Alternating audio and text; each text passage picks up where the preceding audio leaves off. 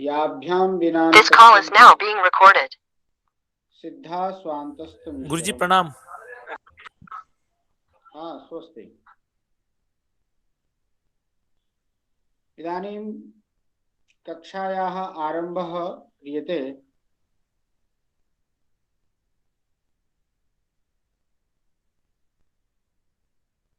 येनाक्षरसमाम्नाय मधिगम्य महेश्वरात् कृत्स्नं व्याकरणं प्रोक्तं तस्मै पाणिनये नमः। अत्र भवताम् अस्यां कक्षायां समेषां स्वागतं वर्तते। अद्य सवर्णसंज्ञायाः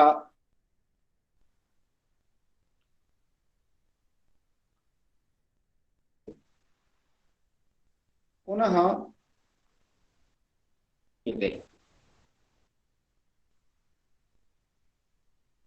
कौन सा स्थान है कल बता चुके हैं।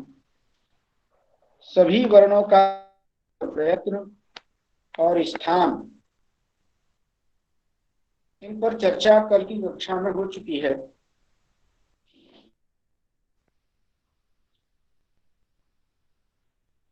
कोई भी वर्ण अब शेष नहीं है। अब हम सवर्ण संज्ञा के ऊपर यह चर्चा करेंगे कि किन वर्णों की सवर्ण संज्ञा अभी और होनी चाहिए।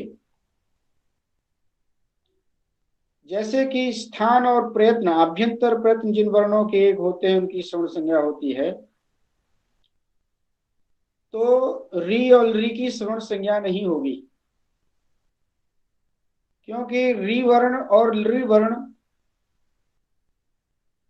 भिन्न स्थान वाले हैं। यद्यपि आभ्यंतर प्रयत्न दोनों का एक है, परंतु स्थान अलग अलग है। ली का स्थान दंत है और री का स्थान मूर्धा, तो भिन्न स्थानकत्वात् उभयोः वर्णयोः सवर्ण संज्ञा न प्राप्नोति।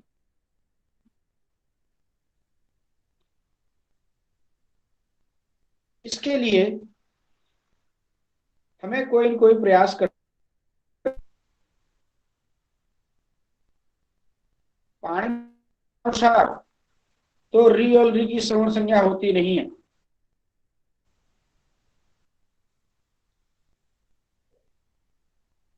सूत्र के ऊपर का वार्तिक वचन प्राप्त होता है। ऋलृ वर्णयोर मिथा सावर्ण्यम वाच्यम। सूत्रकारस्य न्यूनतां दृष्ट्वा वार्तिककारः तत्र वार्तिकं रचयति, वार्तिक वचनं करोति। यद् भो सूत्रकार ऋलृ वर्णयोरपि त्वया सावर्ण्यं वाच्यम्।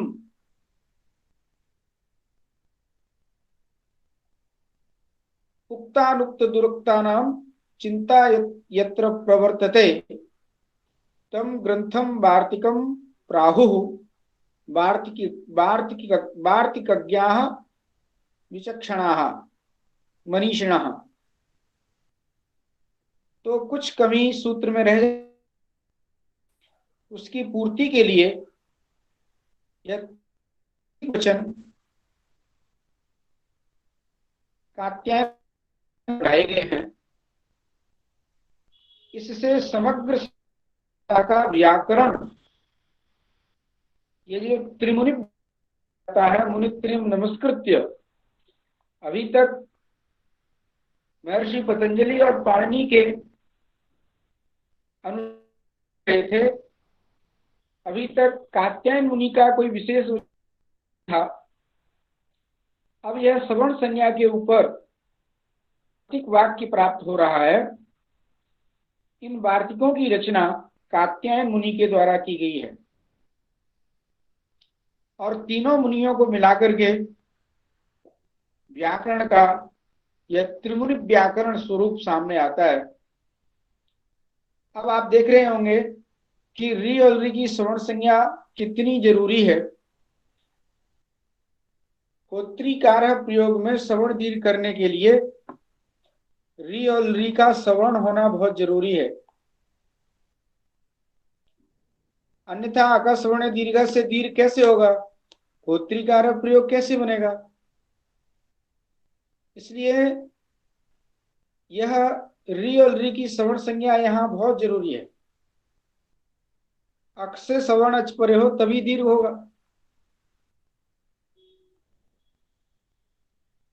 इसलिए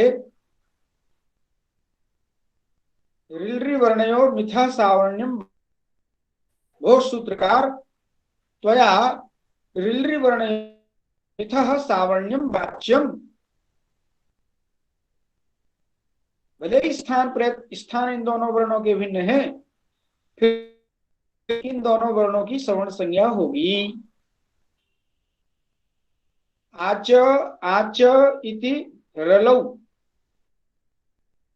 रलौ च तौ वर्णौ च इति ऋलृ वर्णौ हो ऋलृ वर्णयोः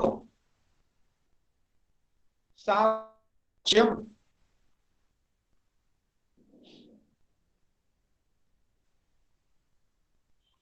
परस्पर श्रवण संज्ञा इन दोनों वर्णों की अपेक्षित है होत्रिकार जैसे प्रयोगों की सिद्धि के लिए। और स्वयं पाणिनीय सूत्र है गुरोरनिर्तो नन्तस्याप्येकीकस्य प्राचाम, और उस सूत्र का उदाहरण देते समय आचार्य पतंजलि ने क्लिप्त शिखा में पुलुत किया है। इसकी चर्चा भी हमने आपको कही थी, वो जल्दी ही आने वाला है। गुरोरनृतः में अनृतः पड़ा हुआ है। ऐसे ही पूर्ण रपरह में लपरह पड़ा हुआ है।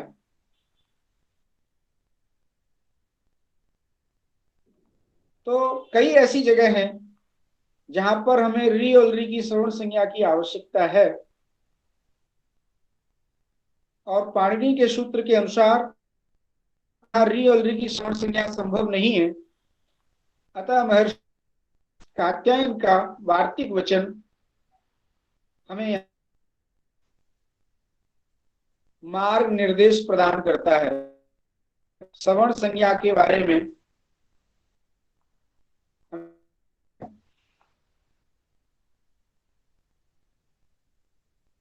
हमारे व्याकरण शास्त्र की शैली है कि सामान्यतया श्रवण संज्ञा के बारे में बता चुके हैं। अब हम विशेषतया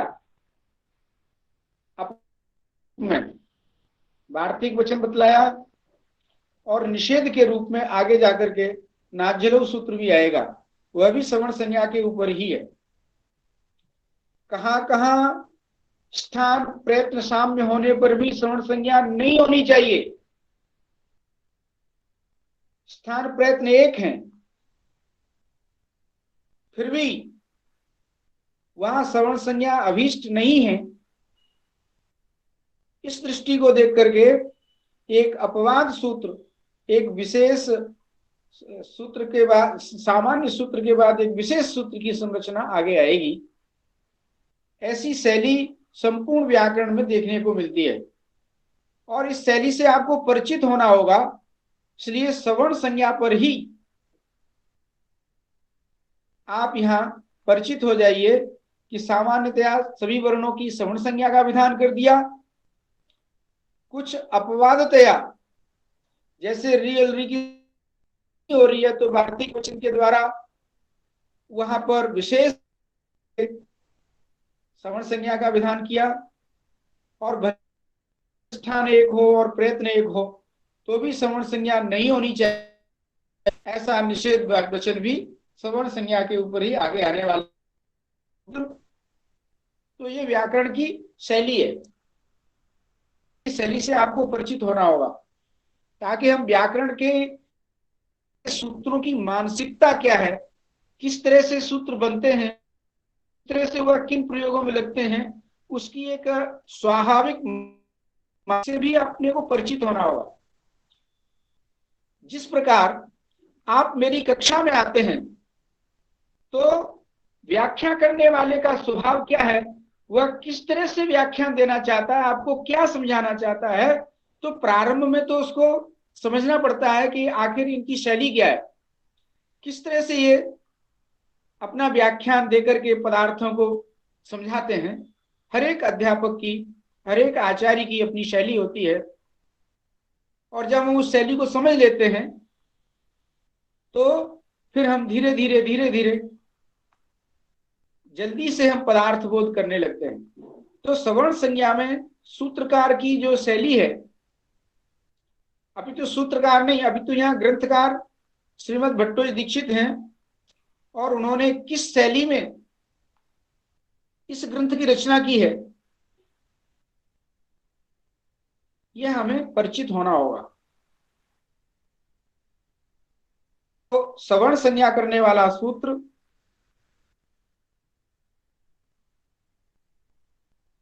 अनुदित सवर्णम, और जो सवर्ण वर्ण रह गए जैसे री और री है, इनकी सवर्ण संज्ञा सूत्र से संभव नहीं, तो उसके ऊपर वार्तिक वचन ऋण वर्णो तथा सावर्ण्यम बात। यदि ऐसी स्थिति होने के बाद अब ये क्या होगा कि एक पंक्ति के मूल में यदि इस तरह से सवर्ण संज्ञा के बारे में ध्यान करेंगे तो स्थिति क्या होगी, अकार हकारयो, इकार सकारयो, ऋकार शकारयो, लृकार शकारयोश्च मिथा सावर्ण्य प्राप्ते। जिनके स्थान प्रयत्न एक हो उनकी सवर्ण संज्ञा यदि अभीष्ट है आपको, तो अकार और हकार की सवर्ण संज्ञा हो जाएगी, क्योंकि आभ्यंतर प्रयत्न चार प्रकार के ही बतलाए हैं। ध्यान देना आप, स्पृष्ट, ईषत स्पृष्ट, विवृत और समृत, चार प्रकार के प्रयत्न हैं। तो जिनके स्थान और प्रयत्न एक हो उनकी सवर्ण संज्ञा होती है, तो अकार और हकार की सवर्ण संज्ञा होने लगेगी। और कंठ स्थान वाला है और विवृत प्रयत्न वाला है, ह कंठ स्थान वाला है और विवृत प्रयत्न वाला भी है। तम ऊष्मणाम स्वराणाम च, ऐसा दीक्षित जी की पंक्ति। जब हम चार प्रयत्न मानते हैं तो ह विवृत हो जाएगा, ऊष्म वर्ण और विवृत प्रयत्न हो जाएगा, तो वर्णों में ह आता है, सल प्रत्याहार ह आता है, सल प्रत्याहार में आने वाले वर्णों को, अतः विवृतम ऊष्मणाम स्वराणाम च, ऊष्म और स्वर वर्णों का आभ्यंतर है, तो एक प्रयत्न हो गया और एक ही स्थान हो गया, और ह इन दोनों की सवर्ण संज्ञा होने लगेगी। हमको ये अभीष्ट नहीं है, ये बात हम आगे बताएंगे। सवर्ण संज्ञा होने पर क्या दिक्कत आएगी ये भी बताएंगे, पर फिलहाल आप ये समझ लो कि और ह की सवर्ण संज्ञा होने लगेगी। उसी प्रकार इकार और शकार, इचविशानाम तालु से ई का तालु स्थान है, और इचविशानाम तालु इसी वाक्य से, इसी शिक्षा वचन से श का स्थान भी तालु है। तो एक स्थान वाले होने के कारण इकार और शकार की सवर्ण संज्ञा प्राप्त है, और इनका आभ्यंतर प्रयत्न भी एक है, क्योंकि ई का भी विपरीत प्रयत्न है और श का भी विपरीत प्रयत्न है। इसलिए इकार और शकार इनकी सवर्ण संज्ञा होगी। इसी प्रकार ऋकार और शकार ऋटुषाणाम शकार, रिकार और शकार और रिकार और शकार, ऋटुषाणाम मूर्धा, री और मूर्धन्य शकार, इन दोनों शकारों की भी श्रवण संज्ञा होगी। री का स्थान मूर्धा है और मूर्ध है उसका भी स्थान मूर्धा है, और दोनों का आभ्यंतर प्रयत्न। इस तरह से इन दोनों वर्णों की भी श्रवण संज्ञा होने लगेगी। ऐसे ही ली का स्थान दंत है और दंत स्थान जो सकार है उसका स्थान भी दंत है। इस तरह से लिकार और शकार की श्रवण संज्ञा होने लगेगी। क्यों? स्थान प्रयत्न साम्यात्। तो अकार हकारयो, इकार सकारयो, ऋकार शकारयो, लिकार शकारयोश्च परस्परम श्रवण संज्ञा प्राप्नोति स्थान प्रयत्न साम्यात्। इसलिए अब हम क्या करेंगे? तो इनकी श्रवण संज्ञा होने लगेगी। तो हम इसके लिए क्या करें? तो लघु कौमुदी में वरदराचार्य जी ने तो 5वां प्रयत्न बना लिया। उन्होंने कहा कि हम ईसद विवृत एक नया प्रयत्न बनाएंगे और कर देंगे विवृत ऊष्मणाम वर्णानाम ईसद प्रयत्न। अब यहां पर प्रयत्न भेद हो जाएगा। भी प्रयत्न भिन्न होने के कारण श्रवण संज्ञा नहीं। यह समाधान वरदराजाचार्य जी ने में दिया। कोमल बुद्धियों के लिए, कोमल बुद्धि बालकों के लिए नाज्यलो सूत्र नहीं करना चाह रहे थे, तो उन्होंने पंचम आभ्यंतर आविष्कार कर दिया। तो जो विवृत प्रयत्न हो रहा था दोनों का, वह अब विवृत प्रयत्न केवल विवृतम स्वराणाम और ईसद विवृतम ऊष्मणाम, इस तरह से प्रयत्न भेद होने के कारण, प्रयत्न साम्य न होने के कारण श्रवण संज्ञा यहां नहीं होती। यह समाधान दिया लघु सिद्धांत कौमुदी में वरदराजाचार्य जी ने। अब सिद्धांत कौमुदी में श्रीमद् भट्टो दीक्षित जी तो 5वां प्रयत्न मानते नहीं। उन्होंने स्पष्ट कह दिया कि 4 ही प्रयत्न है, स्पृष्ट, ईशत स्पृष्ट, विवृत और समृद्ध। तो समृद्ध प्रयत्न जो है उन्होंने पंक्ति में लिख दिया कि विवृतम स्वराणाम ऊष्मणाम च, ऊष्म और स्वर वर्णों का विवृत प्रयत्न है। अब यहां पर श्रवण संज्ञा इनके मत में होती है, तो इनका मत ज्यादा उपयुक्त है। वह उपयुक्त क्योंकि नाज्यलो सूत्र को बतलाना है। लघु सिद्धांत कौमुदी में नाज्यलो सूत्र को बतलाना अभीष्ट नहीं है, पर सिद्धांत कौमुदी में महर्षि पाणिनि नाज्यलो सूत्र बनाया गया है। श्रवण संज्ञा का निषेध करने वाला है। स्थान होने पर भी अच और हल्की श्रवण संज्ञा नहीं हो, इस अर्थ वाला नाज्यलो सूत्र है। इस सूत्र को लाने के लिए, अर्थात महर्षि पाणिनि के राय को समझाने के लिए, यह उपयुक्त मार्ग कि आभ्यंतर प्रयत्न 4 प्रकार के ही हैं। यह महर्षि पाणिनि सम्मत है। महर्षि पाणिनि के मत में भी अकार हकार इकार शकार ऋकार शकार और ऋकार शकार की श्रवण संज्ञा तभी प्राप्त होगी जब आभ्यंतर प्रयत्न 4 प्रकार के मानेंगे, तभी उनका नाज्यलो सूत्र सार्थक है। यदि आभ्यंतर प्रयत्न में हम ईशत विवृत प्रयत्न की भी कल्पना कर लेते हैं तो फिर नाज्यलो सूत्र की आवश्यकता नहीं रह जाती। महर्षि पाणिनि का इतना बड़ा प्रयास नाज्यलो सूत्र बनाना किसी काम का नहीं रहेगा यदि 5 प्रयत्न मान लेंगे तो। ईशत विवृत प्रयत्न करके और ईशत विवृतम ऊष्मणाम और विवृतम स्वराणाम, इस तरह से हम श्रवण संज्ञा में पांचवें प्रयत्न की उपस्थिति कर देंगे तो फिर सवर्ण संज्ञा उसका निषेध करने के लिए नाजल सूत्र की आवश्यकता कहां है। और नाजल सूत्र की आवश्यकता महर्षि पाणिनि के द्वारा नाजल सूत्र बनाया जाना इस बात बोधक है कि आभ्यंतर प्रयत्न 4 प्रकार के ही होते हैं। यह बात आपको स्पष्ट रूप से समझनी होगी। इसीलिए जब 4 प्रकार के आभ्यंतर हैं, यह बात तो अकार हकार इकार शकार ऋकार शकार शकार की सवर्ण संज्ञा प्राप्त होगी।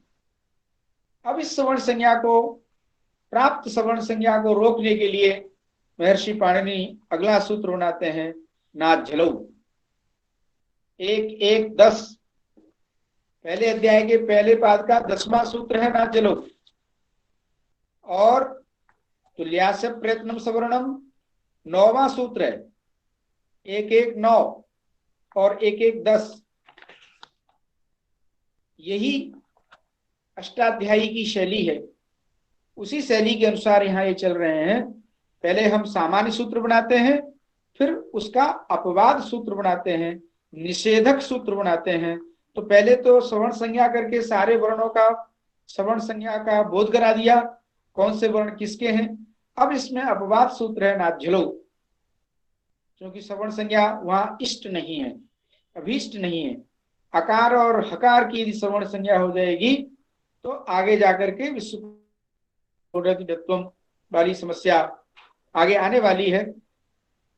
प्रकार की सवर्ण संज्ञा होती है तो क्या होगा, इकार और सवर्ण संज्ञा होती है तो क्या दिक्कत आएगी, ये सब हम बाद में बताने ही। अभी आप ये देखिए कि नाझलौ सूत्र है, इसका इस नाझलौ सूत्र में 2 पद हैं, न अव्यय पदम और आझलम पदम। इस तरह से 2 पद हैं आझलौ। मैं कुछ नहीं कहना है, आझलौ को थोड़ा सा हमें समझना होगा। आझलौ में भी आकार सहितो अच आच, इस तरह से मध्यम पदलोपी समास करेंगे। आकार सहितो अच आच और आच हलच इति आझलौ।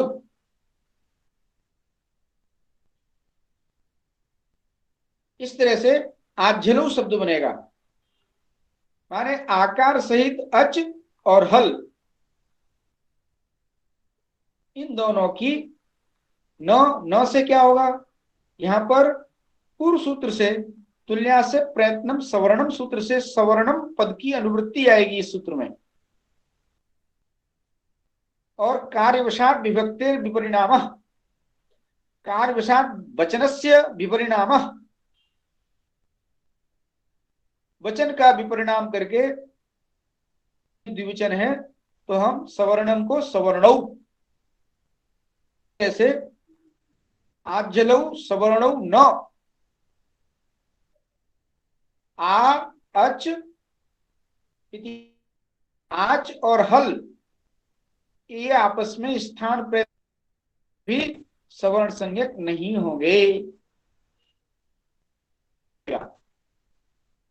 आकार सहितो अच आच च हल च इति एतौ, आच और हल ये दोनों मिथौ न सब,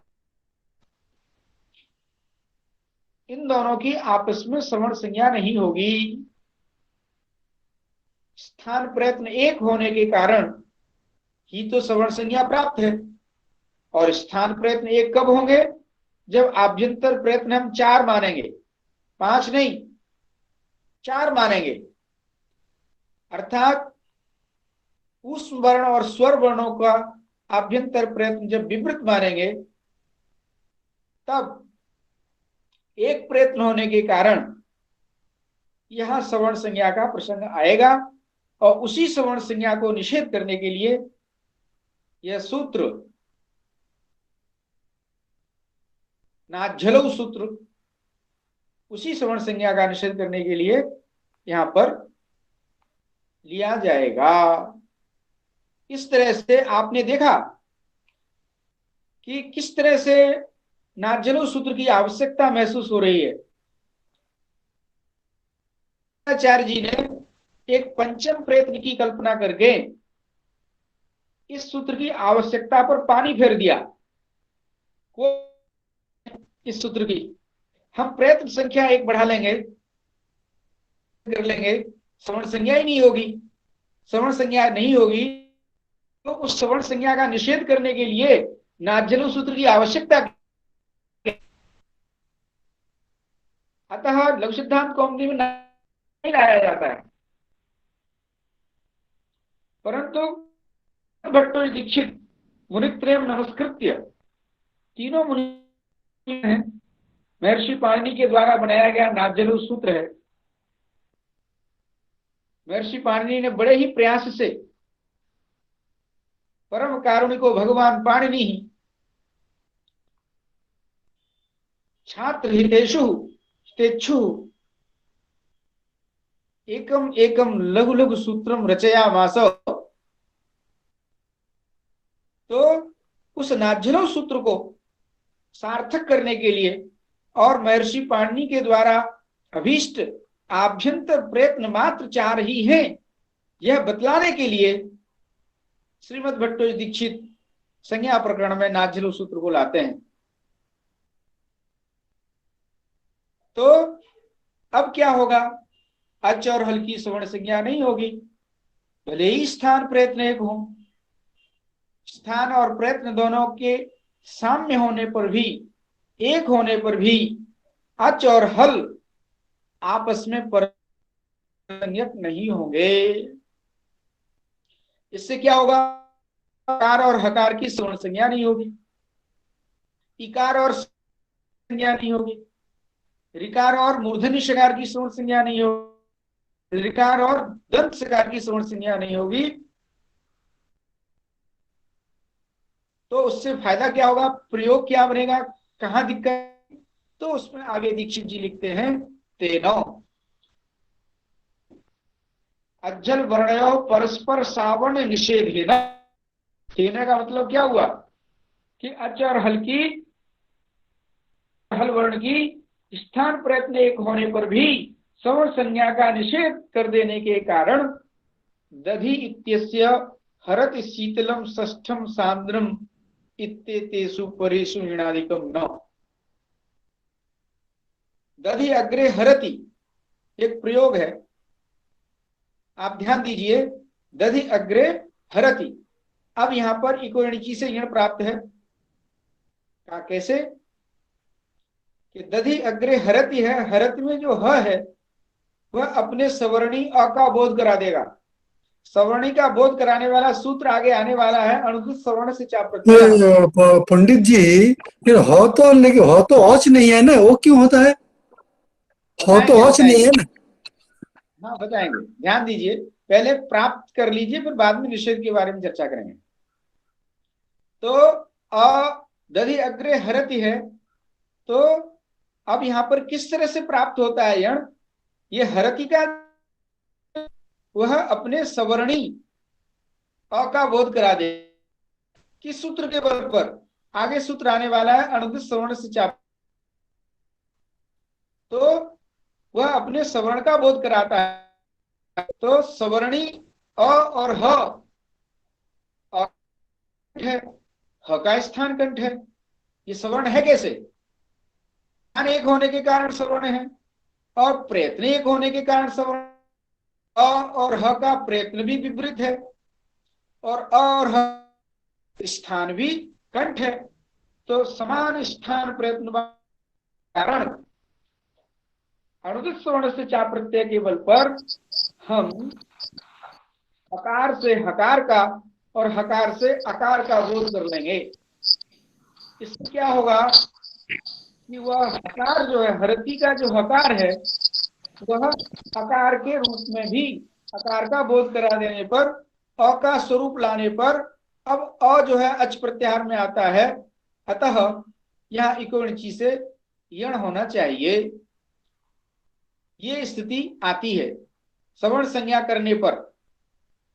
तो उस स्थिति को रोकने के लिए नाथ सूत्र ने जब ये कह दिया कि अ और ह ये दोनों अच और हल हैं, अच और हलों की सवर्ण संज्ञा नहीं होती है, तो सवर्ण संज्ञा नहीं होगी तो सवर्ण ग्रहण कराने वाला जो सूत्र है वह ह से अ का बोध नहीं कराएगा, ह से अ का बोध नहीं कराएगा, तो सवर्ण संज्ञा न होने पर वहां पर इको णिच आपत्ति आएगी ही नहीं। ऐसे ही दधि अग्रे हरति है, यहां पर यण प्राप्त है और यण नहीं होगा। ये नाज्जलो सूत्र की कृपा है। यहां पर अभी मनतोष जी, मनसाचार्य जी खूब रुचि ले रहे हैं और उन्होंने प्रश्न किया कि भले ही सवर्ण पर अच प्रत्याहार के अंतर्गत ह नहीं आता है। मनतोष जी का यह प्रश्न था अभी कि भले ही अ और ह की सवर्ण संज्ञा हो जाए, पर इको णिची जो सूत्र है, यण करने वाला जो सूत्र है, वह सूत्र तो अच प्रत्याहार में आने वाले वर्ण उसके परे रहते ही यण करेगा। तो भले ही ह से अ का बोध करा लो, ठीक है, पर यहां पर अच तो नहीं है, हमें अच तो नहीं ला सकते आप, अच प्रकट तो नहीं होगा, तो सवर्ण संज्ञा कैसे होगी, इको णिची से यण कैसे होगा? ये मनतोष जी का प्रश्न था। तो देखिए, आपको एक बात बता देते हैं, प्रत्याहारेषु तदवाच्य वाच्येषु निरूढ़ा लक्षणा। थोड़ा सा इस प्रश्न का उत्तर समझना होगा। प्रत्याहारेषु तदवाच्य वाच्येषु निरूढ़ा लक्षणा। ये तदवाच्य वाच्य क्या है, ये थोड़ा सा कठिन मालूम, ये हम आपको आगे बताएंगे, पर मन कर दिया है, अतः यह बात यहां बताना जरूरी है। का वाच्य क्या हुआ? प्रत्याहार है अच प्रत्याहार, अ ई उ रि रि ए ओ ऐ औ, और उनका तदवाच्य वाच्य वाच्य हो गया, उसके सवर्णी जितने भी होंगे, अकार हो गए और हकार भी हो गया, तदवाच्य वाच्यत्वेन और अ सवर्ण संज्ञक हो जाएंगे, अच मान लिए जाएंगे। वैयाकरणों के सिद्धांत में कहीं भी लक्षणा नहीं माननी होती है। हम लोग लक्षणा नहीं मानते, हम अभिधा मानते हैं। इसलिए हमारे आचार्य श्रीमद् भट्टो दीक्षित अथवा तीनों मुनि ये तदवाच्य वाच्य में लक्षणा की बात करते हैं। ये बातें शेखर और प्रौढ़ मनोरमा जैसी व्याख्याओं में आपको मिलेंगी। क्योंकि मनतोष जी ने यहां प्रश्न कर दिया कि भले ही अ और ह की सवर्ण संज्ञा हो जाए, पर ह जो है अच प्रत्याहार में नहीं आता। अच प्रत्याहार की एक सीमा है, वो आयुण के अ से लेके आयुच के च तक ही है, तो अच परकत तो नहीं मिलेगा। तो कैसे यहां यण होगा? जिसकी आपत्ति को निवारण करने के लिए आप नाज्जरो सूत्र के द्वारा अच और हल की कर रहे हैं, इसकी जरूरत क्या है? ये मनतोष जी का हो रहा था। तो उस प्रश्न का समाधान यही है कि में निरूढ़ा लक्षणा होती है। निरूढ़ा लक्षणा का मतलब तद वाच्य वाच्य वाच्य वाच्य का मतलब है तो इस तरह से उस ह में अच तो आ जाएगा। अच प्रत्यय वाच्य हो गए, ये अ ई उ रि रि ए, और इन प्रत्ययों से वाच्य माने इन प्रत्ययों के जो, जैसे अ से 18 प्रकार का बोध होता है, अ से उसके सवर्ण ह विसर्ग सबका बोध होने लगेगा। तो इसलिए तद्वाच्य वाच्य में निरूढ़ा लक्षणा होती है। अतः यहाँ पर हम अ से 18 प्रकार का जब आ ग्रहण कर सकते हैं, 18 प्रकार के अ का ग्रहण कर सकते हैं, तो ह का ग्रहण भी कर सकते हैं। तो ह भी अच प्रत्यार में अच तो धर्म वाला हो जाएगा, अच तो धर्म का अतिदेश हो जाएगा, तो वह अच कहला जाएगा। अतः दधि अग्रे हरति में यहाँ पर इकोणिची से यण प्राप्त है। ऐसे ही दधि अग्रे शीतलम है, दधि अग्रे शीतलम में इकोणिची से यण प्राप्त है, और उस यण का अपवाद अकस्वणे दीर्घ, जहां सवर्ण अच पर में होता है वहां इकोणिची सूत्र से यण नहीं होता। जैसे हरि अग्रे ईसा, तो अच परे है तो यहाँ इकोणिची से यण भी प्राप्त है, पर सवर्ण वहां अकस्वणे दीर्घ से दीर्घ होगा, वहां इकोणिची से यण नहीं होगा। दधि अग्रे शीतलम में, दधि अग्रे शीतलम यहाँ पर शीतल है, वह अपने सवर्णी का बोध कराएगा, क्योंकि ई और श की श्रवण संज्ञा कर दी आपने, प्रयत्न आपने एक कर दिया, तो प्रयत्न कारण स्थान एक होने के कारण तिलम का जो श है वह अपने तालव्य इकार का बोध, तो अक से सवर्ण अच परे मिल जाएगा, तो अकस्वर्ण दीर्घ से प्राप्त होगा, वह दीर्घ नहीं होगा। क्यों? नाजलो सूत्र बनाया इसीलिए कि अच और हल की सवर्ण संज्ञा नहीं होगी, सवर्ण संज्ञा नहीं होगी तो सवर्ण का ग्रहण नहीं होगा, तो दधि अग्रे शीतलम में सवर्ण दीर्घ की प्राप्ति ही नहीं होगी। तो दधि शीतलम, दधि हरति, ऐसे ही दधि अग्रे षष्ठम, यहां पर भी षष्ठम का जो शकार है वो अपने मूर्धन्य रिकार का बोध करा देगा, यहां पर भी यण प्राप्त है अच परे होने के कारण। ऐसे ही दधि अग्रे सांद्रम है, सांद्रम में जो स है वो ली का बोध करा देगा, यहां पर भी यण प्राप्त होगा। तो इसलिए दीक्षित जी ने पंक्ति लिखी, तेन दधित्यस्य हरति शीतलम षष्ठम सांद्रम इत्येतेषु परेषु यणादिकम न, आदि से यहाँ पर दीर्घ, यण दीर्घादिकम। ऐसे ही अन्य भी बहुत सारे उदाहरण बना सकते हैं आप, पर आपको यहाँ पर केवल उदाहरण आपको समझाया गया है कि नाझलो सूत्र किस तरह से आवश्यक है, क्योंकि यहां हमने प्रयत्न के माने हैं। ये जो 2 दिन पहले किसी ने प्रश्न किया, जी ने किया था या मनीष जी ने किया था कि पंडित जी और एक प्रश्न है, आकारो सहित ये आकारो सहित अच, ऐसा विग्रह करने का क्या जरूरी है? बाद में बताएंगे, अभी पाठ चलने दीजिए, भी करेंगे प्रश्न काल में आपसे चर्चा।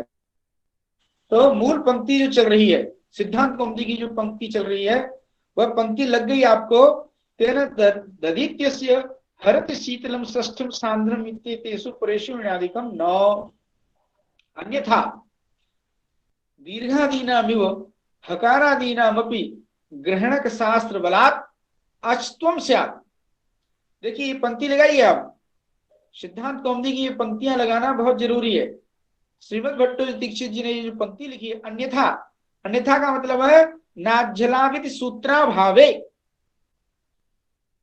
नाझ्यलावित सूत्राभाव दशायाम, अर्थात अच और हल की श्रवण संज्ञा का निषेध न करने पर, अर्थात श्रवण संज्ञा होने पर क्या होगा, दीर्घादीनाम इव, जैसे अ अपने दीर्घ 18 प्रकार के अ का बोध करा देता है। यह जो भरतोष जी ने उत्तर दिया था उधर ही यहां पर संकेत हो रहा है इस पंक्ति से, माने एतत् सूत्राभावे, अन्यथा मतलब अच संज्ञा का निषेध न होने पर जिस प्रकार से अ 18 प्रकार का बोध करा देता है, तदवाच्य वाच्य, अच प्रत्याहार तदवाच्य हो गया अ, और उसका वाच्य हो गया 18 प्रकार का आदि। तो अ जैसे अपने दीर्घ आकार आदि का बोध, उसी प्रकार दीर्घादीनाम इव हकारादियों की भी ग्रहणक शास्त्र बलात्, ग्रहणक शास्त्र कौन है? अनुदित सवर्ण से चा प्रत्यय, उस ग्रहणक शास्त्र के बल पर उस हकारादि में अस्तु आ जाएगा। जैसे अ से आकारादियों में अस्तु आ जाता है। अ के भेद जो 18 हैं उनका अच प्रत्याहार में तो कहीं उल्लेख है नहीं, फिर भी उनमें अस्तु व्यवहार होता है। किसके बल पर? ग्रहणक शास्त्र बलात्। उसी प्रकार यह जो मनोतोष जी का जो प्रश्न था कि भले ही अ से ह का बोध हो जाए, अ से अ की श्रवण संज्ञा हो जाए, पर ह तो अच प्रत्याहार में आता ही नहीं है, सूत्र प्रवृत्त कैसे होगा? तो उसका यहां उत्तर दे रहे हैं दीक्षित जी कि हकारादीनामपि ग्रहणक शास्त्र, हकारादियों में हकार, सकार, दत्त सकार, मूर्धन्य सकार, इन सब में अस्तु का व्यवहार हो। किस प्रकार? जिस प्रकार से अ अपने 18 का वाचक हो जाता है, वह 18 भेद है, वह अच प्रत्याहार में तो नहीं आते, पर उनमें अस्तु है। उसी प्रकार से किसके बल पर? प्रत्यय सूत्र के बल पर। तो उसी के सूत्र के बल पर उसके जो अर्थात सवर्ण संज्ञक वर्ण है उनमें भी अस्तु का व्यवहार हो जाएगा, तो इको चीज से वहां पर यण होने लगेगा, अकल सवर्ण दीर्घ से दीर्घ होने लगेगा। उस दीर्घ की निवृत्ति के लिए यहाँ नाध्य लघु सूत्र के द्वारा अच और हल वर्णों की सवर्ण संज्ञा का निषेध आवश्यक है। तो आपने देखा, हमने इसके बारे में तद्वाच्य वाच्येषु निरूढ़ा लक्षणा, ये जो शेखरकार और मनोरमाकार प्रौढ़ मनोरमा में जो उत्तर देते हैं, तद्वाच्य वाच्य में निरूढ़ा लक्षणा कर देंगे तो निरूढ़ा लक्षणया उसमें अचत्व आ जाता है। यही बात यहाँ पर दीक्षित जी ने अन्यथा दीर्घादीना में वो हकारादीना में भी ग्रहणक शास्त्र बलात् अष्टम स्यात्, यह बात, यह पंक्ति यहाँ पर लिखी। इस पंक्ति को, इनको बुढ़िया पंक्ति बोलते हैं, माने बहुत ही जटिल पंक्तियां हैं। इसके लिए थोड़ी बुद्धि प्रौढ़ होनी चाहिए। इनको हमें आपको बैठ करके समझना होगा। प्रश्नोत्तर के माध्यम से भी हम समझेंगे, का अवसर आपको देंगे। अभी आपके जो भी प्रश्न है हम उनका समाधान करेंगे। आगे बढ़ाते हैं। मूल जो सिद्धांत कौमुदी का पाठ है, ग्रहणक शास्त्र बलात् अचत्वम स्यात्, यहाँ पर ग्रहणक शास्त्र ही, तो वह ग्रहणक शास्त्र कौन सा है? शास्त्र के बारे में अब आगे हम प्रवृत्त होते हैं। शास्त्र है तथा ही, मूल में सिद्धांत कौमुदी में पंक्ति को भी हमें खोल के देखना होगा। ग्रहणक शास्त्र क्या है? तथा तेन प्रकारेण वर्तते इति, तथा उस ग्रहणक शास्त्र के बारे में ही बतला रहे हैं। अनुदित सवर्णस्य चा प्रत्ययः, यह ग्रहणक शास्त्र है। सवर्ण संज्ञा होना अलग बात है, पर सवर्णी का बोध कराना, सवर्ण का ग्रहण कराना, यह एक अलग बात है। उस सवर्ण का ग्रहण कराने के लिए सवर्ण ग्राहक शास्त्र, यह सूत्र है अनुदित सवर्ण से चा प्रत्यय। अब इस सूत्र के बारे में हम चर्चा करते हैं। अण इति प्रथमिक वचनांतम, अण उदित सवर्णस्य च अप्रत्यय, इस तरह से यहां पर अलग अलग पद हैं। इसकी चर्चा हमें अच्छी प्रकार से समझनी होगी यहाँ पर कि यहाँ अण शब्द से क्या लें, उदित शब्द अण क्या है, उदित क्या है। तो अण प्रत्याहार के बारे में हम सब अण प्रत्याहार दो जगह, अयों के अ से लेके अयों के अण तक, और अयुण के अ से लिए ण तक। तो यह एक सूत्र ऐसा है महर्षि पाणिनि, यहाँ पर अण प्रत्याहार पर नकार तक लिया जाता है, माने लण के ण तक लिया जाएगा, अच नहीं, अण, अण तक चले गए, माने लण के ण तक आप जो है वर्ण आने वाले हैं वो यहाँ अण शब्द से लिए जाएंगे। और उदित शब्द क्या है? उदित शब्द के बारे में देखें तो उत इत यस्य तत् उदित, उत इत यस्य सह उदित, माने जहां पर उ की संज्ञा होती हो, जहां उ को संज्ञक के रूप में माना जाता हो उसे उदित कहते हैं, बहुब्रीहि समास करते हैं तो वो उदित कौन है? तो इसके बारे में भी हम सामान्य ज्ञान कराते हैं। कु चु टू तू पू, यह उदित पद महर्षि पाणिनि का यहाँ पर उदित पद का ग्रहण ये बतलाता है कि इन 14 सूत्रों से पहले अनादि सिद्ध जो वर्णमाला है जिसका सर्वप्रथम ऋग्वेद में आता है, ऋग्वेद के है सारी पूरी वर्णमाला, और भगवती सरस्वती जब आप बीज मंत्र पढ़ेंगे पूरी वर्णमाला उसमें आती है। ऋग्वेद में के रूप में ये पूरी वर्णमाला पढ़ी हुई है। तो में कवर्ग चवर्ग टवर्ग तवर्ग पवर्ग की कल्पना है, और महर्षि पाणिनि ने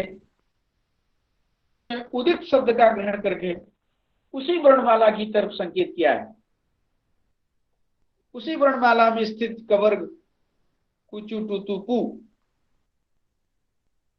कु से कवर्ग का बोध होता है, कु से 5 अक्षर क ख ग घ ङ, चू से 5 अक्षर, इस तरह से 25 अक्षर, कुचु टू तू पू, ये 5 वर्गों का बोध, कु से कवर्ग, चू से चवर्ग, टू से टवर्ग, तू से तवर्ग और पू से पवर्ग, इनका बोध यहाँ पर उदित शब्द से लिया जाएगा। अण और उदित। गुरुजी जिसका ऊ का ईत होता है वो तो उदित है, ये ऊ का ईत होता है वो होता है उसका उदित बोला जाता है, यही तो है ना। तो मान लीजिए तो घू का भी तो ईत होता है। हाँ, ऐसे सु प्रथमा के वचन जो सु है, सु में वो की संज्ञा होती है, वो भी उदित हो जाता है। तो वही मैं बता रहा हूँ। हाँ हाँ हाँ, आप की तरफ आते हैं। आपने ठीक प्रश्न किया है,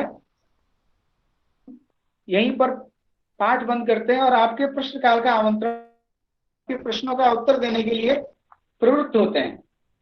अब ग्रंथ को यहीं पर पूर्ण कर लीजिए और चा प्रत्यय को हम कल पढ़ाएंगे। अब आपके प्रश्नों का आप अपने प्रश्न कर सकते हैं।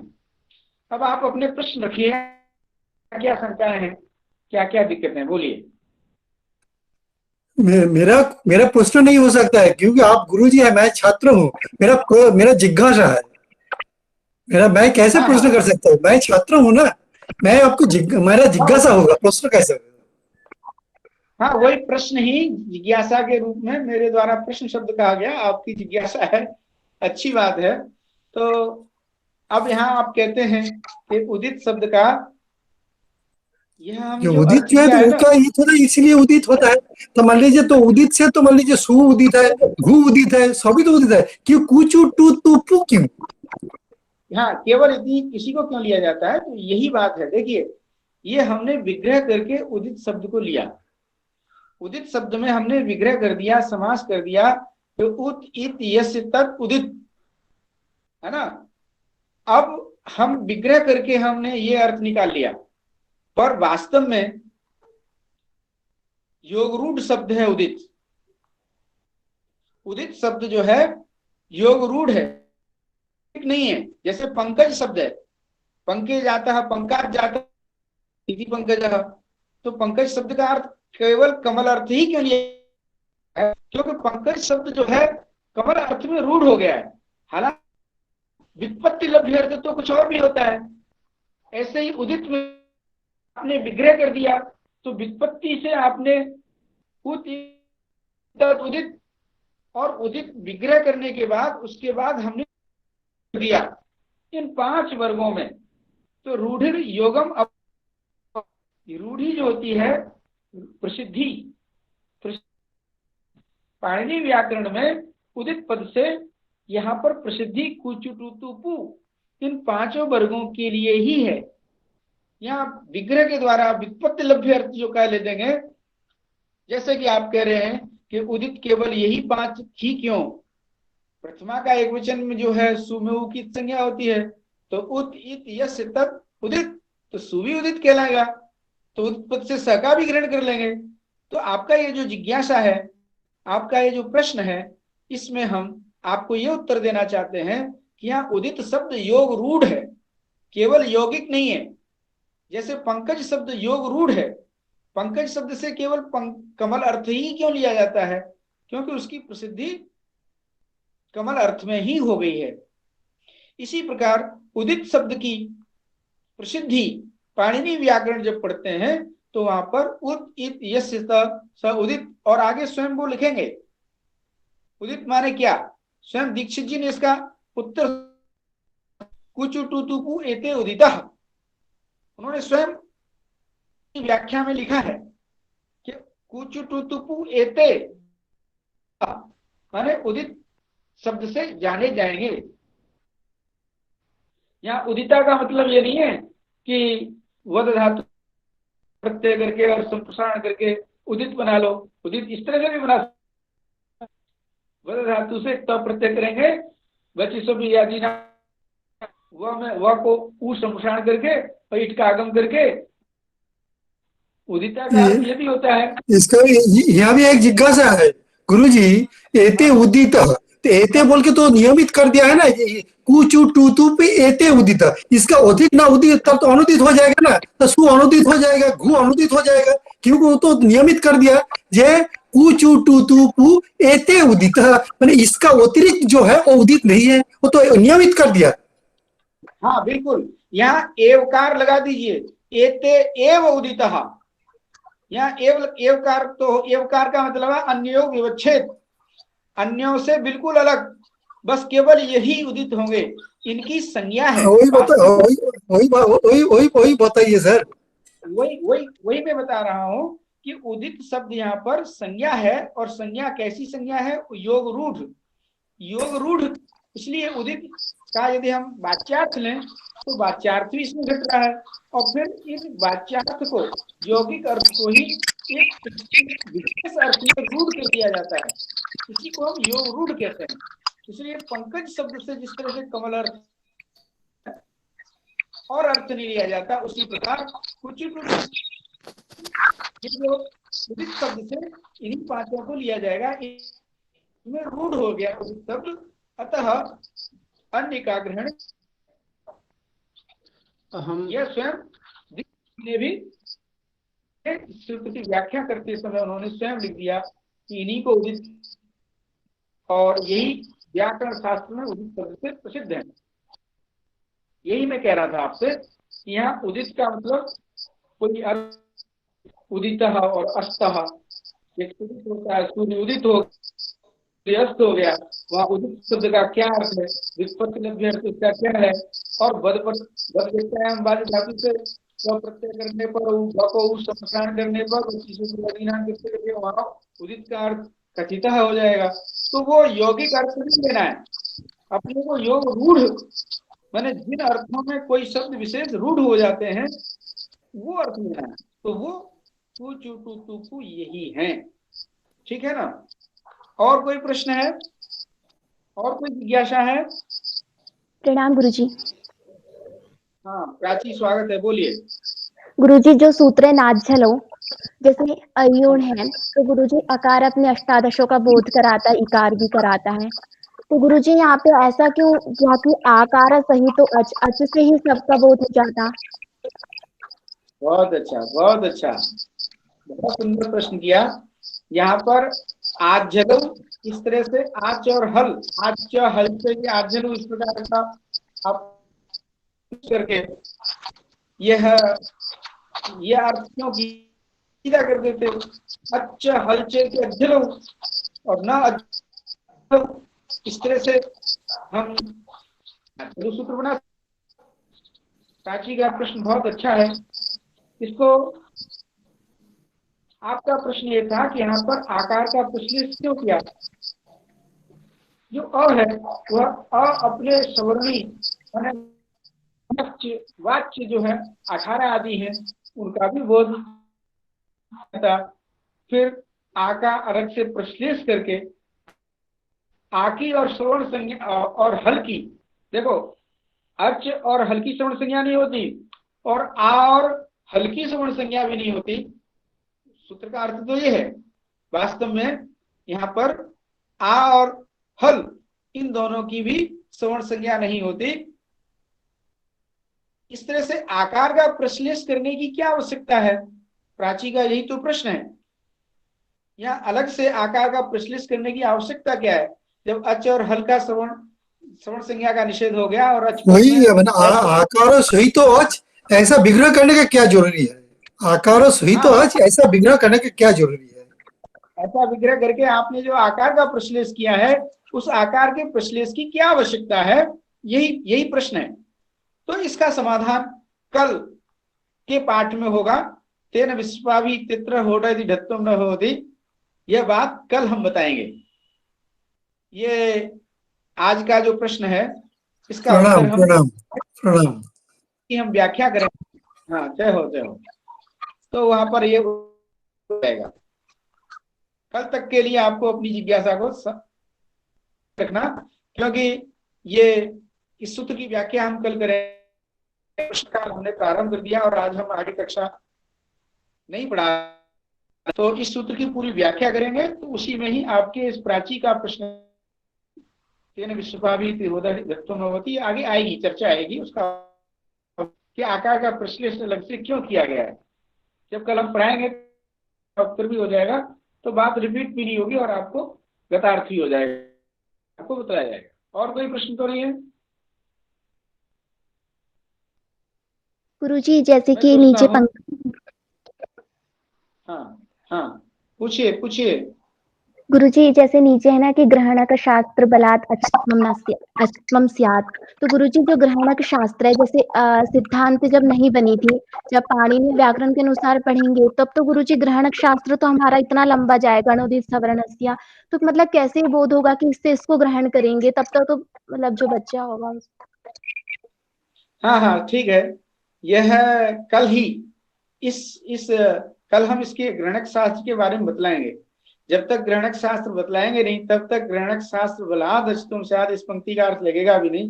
हम ग्रहणक शास्त्र का अर्थ भी हम कल ही बतलाएंगे, इसकी भी व्याख्या कल करेंगे। ठीक है, आपका प्रश्न है, आपकी आशंका है, इन दोनों आशंकाओं का उत्तर कल की व्याख्या में आपको मिल जाएगा। कल हम इनका इन्हीं प्रश्नों का समाधान हम करने वाले हैं। और कोई प्रश्न है क्या? प्रणाम गुरुजी।